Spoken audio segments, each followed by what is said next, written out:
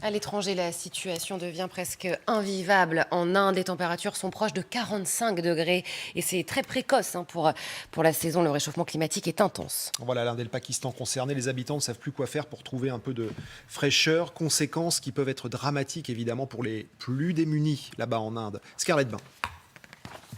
Sous un soleil de plomb, New Delhi étouffe. À l'ombre des arrêts de bus, les habitants cherchent désespérément un peu de fraîcheur. Pour nous sauver de la chaleur, nous restons à l'ombre et buvons beaucoup d'eau. Depuis le mois de mars, l'Inde subit une vague de canicule approchant les 43 degrés, soit 5 degrés au-dessus de la normale. Un phénomène d'autant plus inquiétant qu'il est précoce, la saison chaude n'ayant pas encore commencé. Il fait tellement chaud aujourd'hui, mais comment ce sera en mai ou en juin? Il fera plus chaud à cette période à cause des vents brûlants. Selon les services météorologiques locaux, des records datant de 1946 ont été battus. La zone de couleur orange apparaît dans tout le nord-ouest, le centre et une petite partie de l'est de l'Inde. Une vague de chaleur est attendue les 5 prochains jours. Conséquence du thermomètre brûlant, des incendies comme celui de cette décharge du sud de l'Inde, dont l'épaisse fumée s'ajoute à la fournaise. Guillaume, c'est parti pour durer, donc les températures près de 50 degrés, c'est ça? Oui, c'est ça. Imaginez des températures à plus de 45 degrés la journée, 30 degrés la nuit. C'est ce que vivent l'Inde et le Pakistan depuis la mi-mars. Et c'est là où vraiment c'est exceptionnel, non seulement parce que ces températures sont très élevées, là ce sont les valeurs enregistrées hier après-midi, mais aussi parce que ça dure depuis 6 semaines.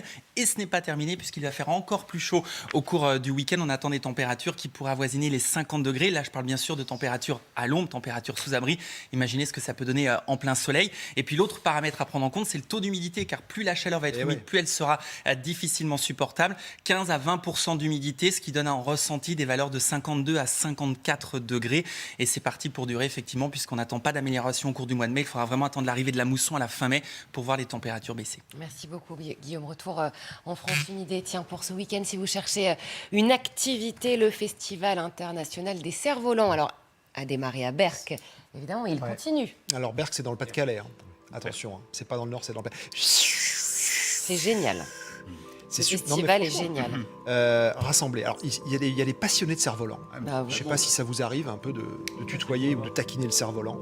C'est un véritable bal dansant pour le plus grand bonheur des visiteurs ravis sur la plage de Berck.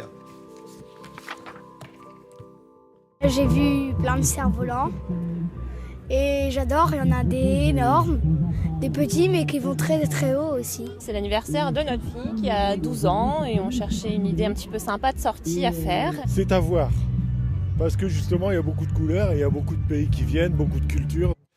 Non, attention, c'est très sérieux comme événement. Ah oui. Non, on ne se moque pas du Festival des cerfs-volants à Berck. Toi qui n'as rien à faire le week-end, c'est une idée de sortie. mais pas de moquerie, mais véritablement des familles se déplacent pour aller voir ce festival. Oui. Non, mais là, je les ai complètement perdus. Non, mais si vous avez des petits travaux, je peux aider éventuellement le week-end. Je mette un petit coup de balai chez vous, que je fasse, j'astique les meubles. Non. On adore en tous les cas cet événement, le Festival des cerfs-volants, de retour donc sur la plage de Berck.